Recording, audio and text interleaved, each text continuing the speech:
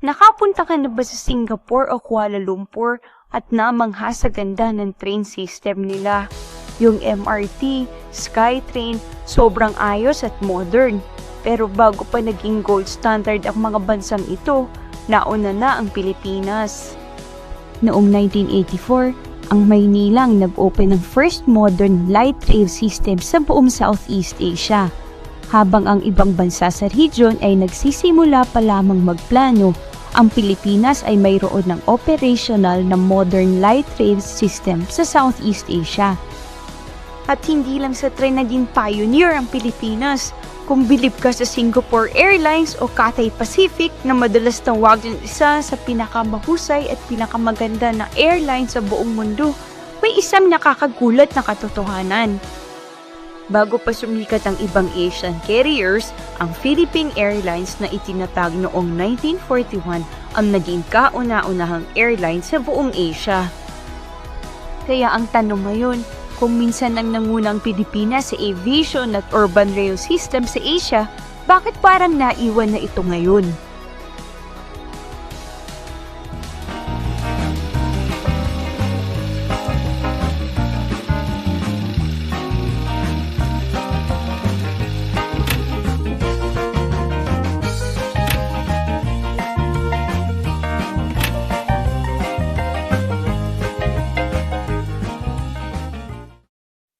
Bago pa naging aviation giants ang Singapore, Hong Kong o maging ang Emirates sa Middle East, may sarili ng airline ng Pilipinas.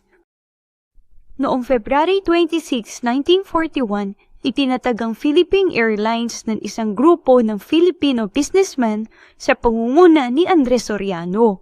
Ang kumpanya ay nagsimula bilang Philippine Aerial Taxi Company bago kalaunan naging Philippine Airlines. Ilang linggo lang matapos itong maitatag, handa na ang airline para sa history. Noong March 15, 1941, isinagawa ng palang kauna-unahang commercial flight nito. Gamit ang isang Beechcraft Model 18, isang twin-engine aircraft mula sa Estados Unidos, lumipad ang eroplano mula sa Nilsson Airport sa Makati, papuntang Baguio. Sa flight na ito, 5 pasahero lamang ang lulan. Ang Nilsson Airport na siyang main gateway ng Maynila noon bago pa itinayo ang NAIA ang naging saksi sa pag-take-off ng kauna-unahang flight na ito. Ito ang naging dahilan kung bakit ang Philippine Airlines ang kinikilala ngayon bilang pinakamatandang airline sa Asia na tuloy-tuloy ang operation hanggang sa kasalukuyan. Ngunit hindi nagtagal ang unang tagumpay ng Philippine Airlines. Makaraan lamang ang ilang buwan matapos ang unang flight noong 1941, sumiklab ang World War II sa Pacific matapos ang pag-atake ng Japan sa Pearl Harbor noong December 7, 1941. Mabilis na kumalat ang digmaan sa buong rehiyon at hindi nagtagal ay sinalakay ng mga puwersang Hapon ang Pilipinas. Sa gitna ng kaguluhan ng digmaan, napilitan ng Philippine Airlines na ihinto ang operasyon nito. Sa loob ng ilang taon, tila natigil ang pangarap ng Pilipinas na magkaroon ng sariling airline. Ngunit matapos ang pagtatapos ng digmaan noong 1945, muling babangon ang Philippine Airlines at sa pagkakataong ito, hindi na lamang bilang isang maliit na airline sa loob ng bansa.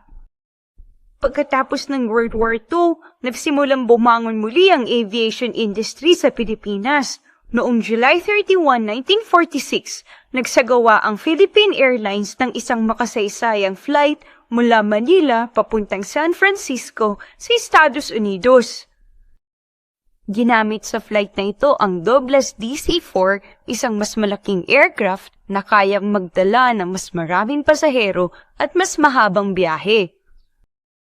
Sa pamamagitang flight na ito, ang palang naging kauna-unahang airline sa Asia na tumawid sa Pacific Ocean.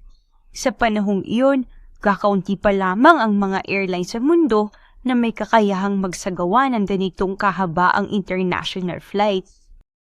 Ang ruta na iyon ay hindi lamang nag-ugnay sa Pilipinas at Estados Unidos. Ito rin ang nagpatunay ng isang airline mula sa Asia ay kayang makipagsabayan sa global aviation. Sa loob lamang ng 5 taon mula sa unang maliit na flight papuntang Baguio, ang palay nakalipad na ngayon sa kabilang panig ng Pacific Ocean.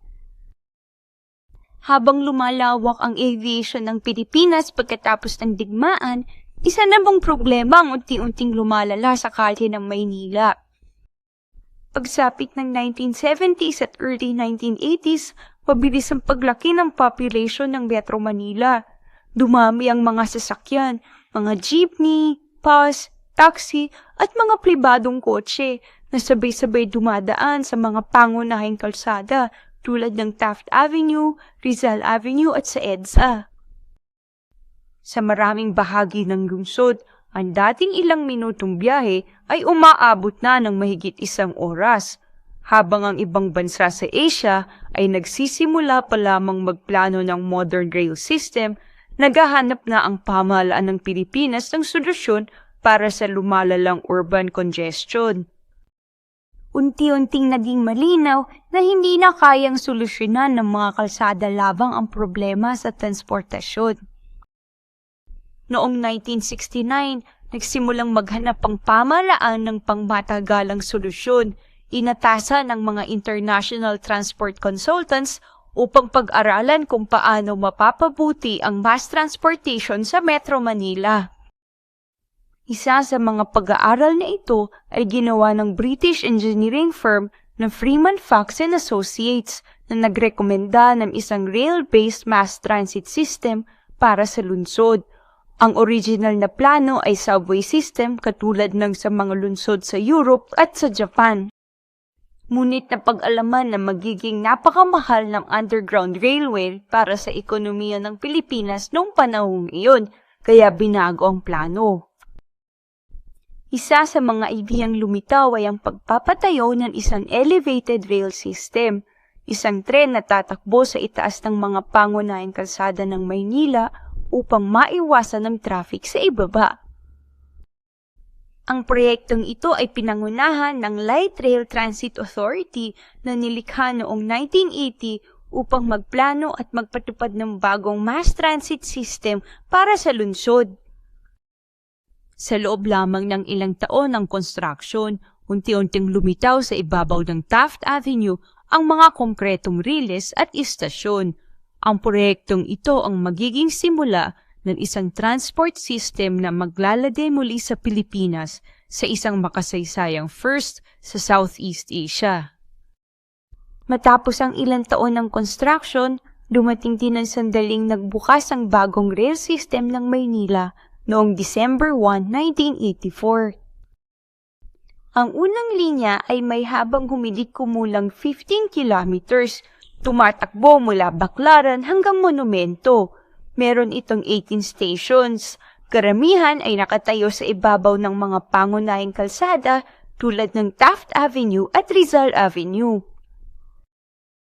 Ang mga tren na ginamit sa sistema ay ginawa sa Belgium at espesyal na idinisenyo para sa bagong light rail network ng Maynila. Sa pagbubukas nito, nakamit ng lungsod ang isang mahalagang record. Ang Maynila ang naging unang lungsod sa Southeast Asia na nagkaroon ng modern light rail transit system. Sa panahong iyon, wala pang Singapore MRT na magbubukas pa lamang noong 1987. Mula sa kauna-unahang airline sa Asia hanggang sa unang modern light rail system sa Southeast Asia, may panahon sa kasaysayan kung kailan ang Pilipinas ay nasa unahan ng transportation development sa region.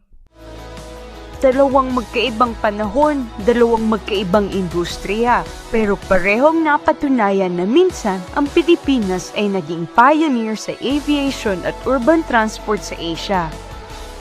Kaya ang tanong ngayon, kung minsan nang nanguna ang Pilipinas sa himpapawid at sa riles ng tren, paano ito napag-iwanan ngayon?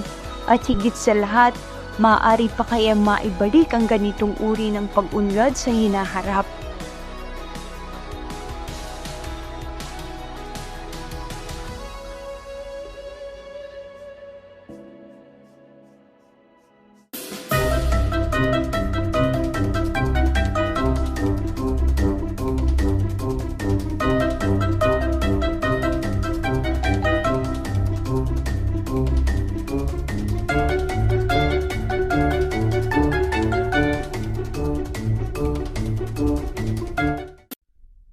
Ayan mga kamarites, natapos na ang ating kasaysayang kwento.